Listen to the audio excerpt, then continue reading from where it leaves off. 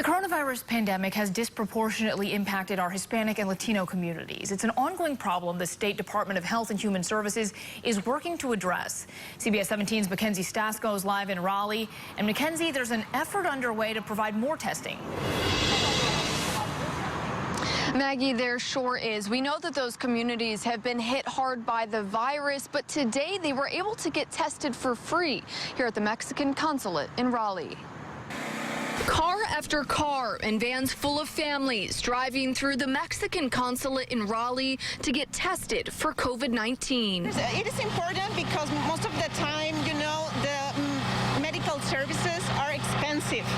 So sometimes our community, they don't have health insurance. It's one of Advanced Community Health's weekly drive-thrus. They partner with the state to test people in underserved or at-risk communities at no charge. We have a goal of providing 1,000 tests per week. We average anywhere between about 700 to 1,000 a week. Patients answer a series of questions at this station and then pull under these tents to get swabbed and tested. And we also have nurses in here, as well as nurse practitioners that are on standby, who will assess the patients for exposure, symptoms, and then do a lot of teaching about contact tracing. What does that mean? The team here tells me several of the patients didn't speak English, so interpreters volunteered to translate. And having specifically this event is so important because they can come trusting that they will be able to have that help that they will need. Jury tells me about 12% of tests come back positive. He says the team calls those patients every week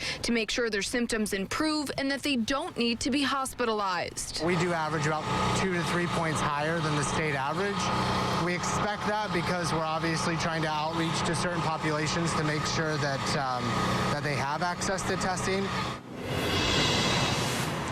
Now, as you saw, the staff here today, they were wearing masks, PPE rather, and face shields. Jury tells me despite holding these drive-through events and being exposed to people with the virus, he says none of his staff members here have tested positive. If you missed the one today, there will be another drive-through test site set up tomorrow. That's going to be at Millbrook United Methodist in Raleigh. Live in Raleigh, MACKENZIE STASKO, CBS 17 News.